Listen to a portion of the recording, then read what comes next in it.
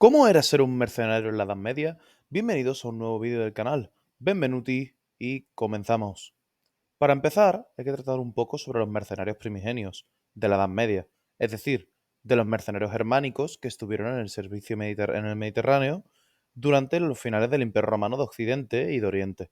Allí, las tropas eran bien foederati, es decir, federadas al Imperio Romano, es decir, que tienen un pacto por el cual a cambio del servicio militar le fueron a dar algo, normalmente tierras, o bucelari, que son guardias personales, que era algo muy común, que no solo son guardias personales del emperador, un noble tiene guardia personal, así como las tropas complementarias o auxiliares, que son, básicamente, yo tengo mi ejército y aparte recluto tropas hermanas. Les pago y les recluto. El ejemplo directo de esto son los érulos de Odoacro.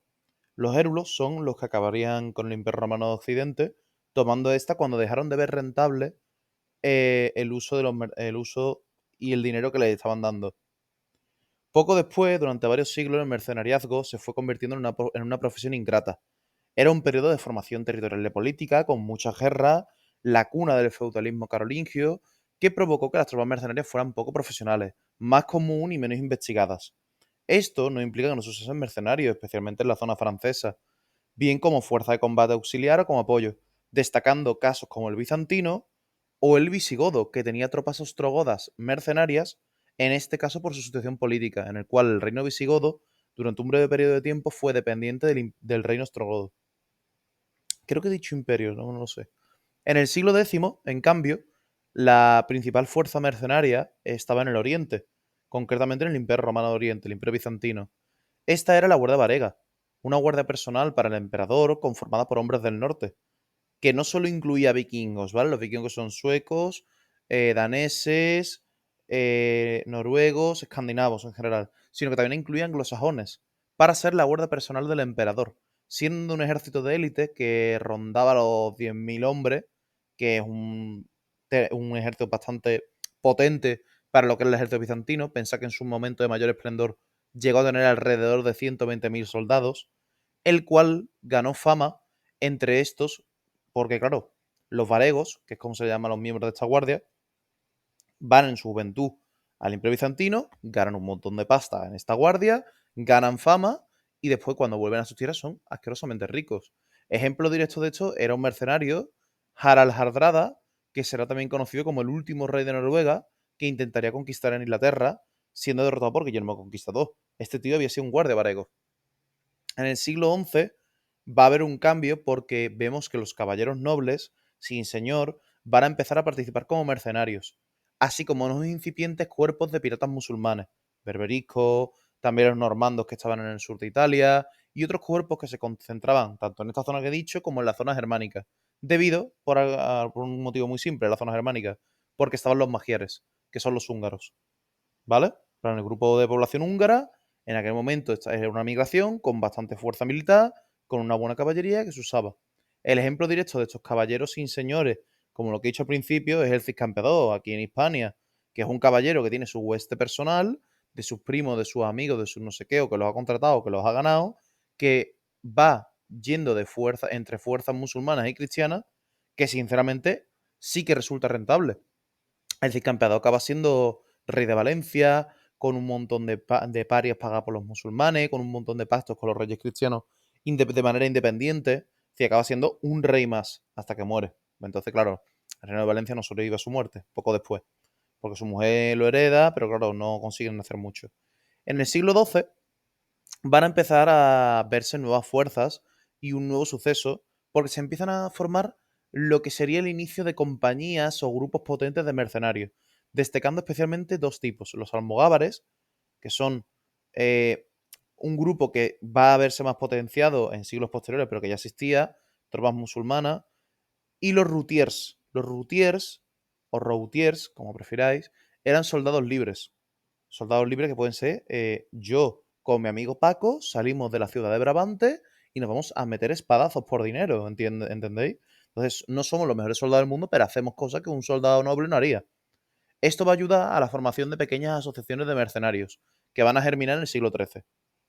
En el siglo XIII, lo que van a ocurrir son conflictos de muy larga duración, como las cruzadas, las guerras de los güelfos contra los gibelinos en Italia y Germania, Entonces va a ser muy común la existencia de mercenarios y cada vez se va a pagar mejor. Entonces, claro, es un ciclo.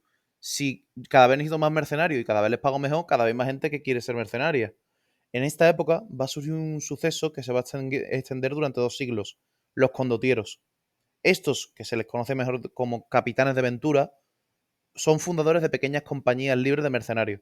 Gente que aprovechaba que soy listo para matar gente al servicio de ciudades-estados italianas y después en otras partes de Europa, obteniendo prestigio, dinero y tierras. Además de existir una tradición de mercenarios en Francia, como ya he dicho anteriormente, donde las zonas más desfavorecidas era donde también había más mercenarios. ¿Por qué? Porque la manera de ganarse la vida. Además, existían tropas mercenarias como los sarracenos, que aunque eran musulmanas, estaban en servicio de reyes cristianos. Por ejemplo, Federico II Hohenstaufen, que gobernó el Sacro Imperio Romano Germánico, la actual parte de lo que se entendería como la actual Alemania. De hecho, uno de los motivos por los que se habla de los Reichs en Alemania es porque el primer Reich se considera el Sacro Imperio Romano Germánico. Por último, hay que tener en cuenta los almogávares, que se van a conformar ya más claramente como fuerza, siendo el precedente directo de una gran compañía que veremos ahora. Entonces, claro, pasamos de, en el siglo XII, que ya hay unos grupos de mercenarios potentes, a que en el siglo XIII ya es algo común, muy común, este suceso. Entonces, claro, ¿qué ocurre en el siglo XIV? Se normaliza, ya se empieza a ver normal. Y si bien empieza a notarse ese desgaste, claro, la guerra al final hay que pararla. Entonces ya al final los mercenarios se van quedando sin trabajo. No van a caer en desuso, porque siempre va a haber un nuevo conflicto. De entre estas se formó, por ejemplo, la Compañía Blanca, originada por la demanda de soldados que tuvo Francia e Inglaterra durante la Guerra de los 100 Años. De tal manera que de esta van a salir capitanes de aventura a la vieja usanza, como John Hawkwood o Galeotto Malatesta, que tiene una estatua y fue un terrateniente muy poderoso, igual que John, que quedarán como grandes figuras de éxito en el mundo de los mercenarios. Pensá que ambos acabaron siendo grandes terratenientes a servicio de las ciudades italianas, concretamente. Políticamente hablando, sin ningún tipo de duda, podría decirse que la gran compañía más poderosa fue la catalana. No por su número de hombres, sino por el éxito que desarrollan. Porque estos trabajaron en el Imperio Romano de Oriente, que como estaba en crisis, no tenía tropas. Con Roger de Flor, Ferran d'Aunès, Corberán de Alet, Bernard de Rocafort y viceversa, que van a aprovechar la demanda de soldados bizantinas para enriquecerse.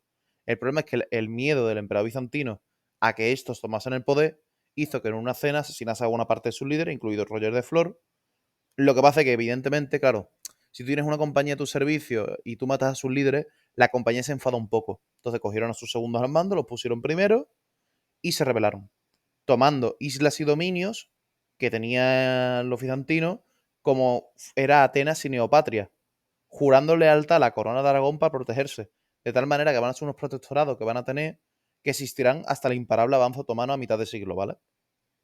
Los últimos años del medievo, recordemos que estamos ya en el siglo XIV, es decir, el siglo XV, antes del descubrimiento de América, serán unos de intensa política matrimonial. Los conflictos han sido muy desgastantes y ahora estamos en una época de desarrollo. Podría pasarme horas hablando de los Habsburgo, de los Borbón y de todas estas casas que o bien ya eran poderosas o bien estaban empezando a surgir. Pero realmente hay que centrarse en los mercenarios porque es de eso va el vídeo. La unidad más famosa y reconocida en esta época eran sin ningún tipo de duda los lansquenetes, primeras unidades que implementaban las armas de fuego de forma bastante eficiente en el ámbito mercenario, que eran alemanes y que servían a fuerzas como las de Carlos I de España y V de Alemania. Estas unidades eran mucho más útiles que otra tropa mercenaria que se había hecho también popular en Italia, la Guardia Suiza. Los mercenarios suizos, los piqueros suizos, eran una tropa de mucho éxito. De hecho, Carlos el Temerario de Borgoña fallecerá peleando contra estos. Y el problema es que son abiertamente superados porque por el uso de armas de fuego. Entre las grandes compañías que hay en esta época, sin embargo, no es una alemana ni tampoco una suiza. Es la Compañía Navarra, muy activa y al servicio de la alta nobleza francesa. ¿Vale? ¿Por qué? Porque Francia está en guerra con España constantemente, un montón de veces. Francisco I tiene un montón de guerras con Carlos I, que Felipe II también las tendrá. Entonces, claro, van a cobrar un montón de dinero unos mercenarios al servicio francés. Entre los que destacó sobre todo Pedro Navarro, que como bien dice su nombre, era navarro, y que prestó servicios a Castilla y después a Francia. Como anécdota curiosa de este tío, cuando fue capturado por las tropas francesas, claro, con lo que hacían los mercenarios decía, a mí me capturan, yo me voy al servicio del otro. ¿Qué pasa? Que cuando acaba la guerra le dice a Carlos, Carlos, yo quiero volver a tu servicio, y no lo dejó. Entonces, pues, se tuvo que quedar con los franceses. En general, la Edad Media representa tanto una época en la que los mercenarios se vuelven a normalizar y se considera que hay una época de esplendor, especialmente en el siglo XIV, y en el siglo XIII, a una decadencia total. Pensad que cuando se estandarizan los ejércitos y se profesionalizan, dejan de hacer falta tantos mercenarios. Y pensad que en el propio pensamiento de los políticos había un rechazo a los mercenarios creciente, como se ve, por ejemplo, en la obra de Maquiavelo. Maquiavelo está diciendo todo el tiempo, un tío que está en una ciudad viene de las ciudades-estado italianas, diciendo los mercenarios no son fiables, no son buenos, no los compréis, no os vale la pena, tropas propias todo el rato. Entonces, claro, al final, eso es lo que ocurre. Entonces, bueno, con eso ya terminaremos el vídeo. Es un vídeo cortito, es un vídeo, uno de los que están preparados. He dejado unos cuantos programados y grabados con mis compañeros porque yo, como soy el que hace la voz, me tengo que ir unos cuantos días. Entonces, pues bueno, cualquier sugerencia podéis dejarla por aquí. De hecho, un seguidor ha recomendado en un short que me han dicho, creo que ha sido el último. Bueno, no puedo preguntarle ahora mismo a mis compañeros si ha sido el último, como podéis imaginar. No puedo parar a mirar WhatsApp. Para hacer un vídeo sobre la batalla de las Termópilas y haremos un vídeo explicando los detalles, qué errores hay en el pensamiento popular de la batalla de las Termópilas, los precedentes, las consecuencias, pues, la importancia que tuvo o si no la tuvo, cómo se vio en el arte un poco, también lo trataremos, cómo se trató en la música y nada. Dicho esto, tampoco tengo mucho más que decir.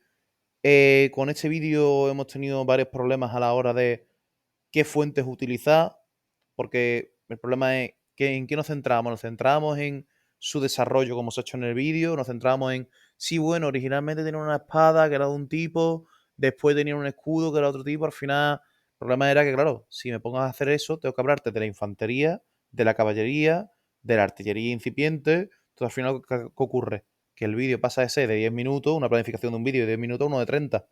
Y sinceramente no creemos que atraiga tanto un vídeo de 20 minutos hablando de armas. Sí que si os gusta, pues la verdad es que lo haremos, la verdad. Algún vídeo haremos, porque de hecho uno de los miembros de esta colaboración, que es este canal, es muy fan de las armas. Entonces, pues bueno, de hecho se está especializando en eso. Entonces, pues nada, vamos a terminar por aquí el vídeo. Me alegro mucho de que hayáis estado aquí hasta el final y nos veremos próximamente. Buen día.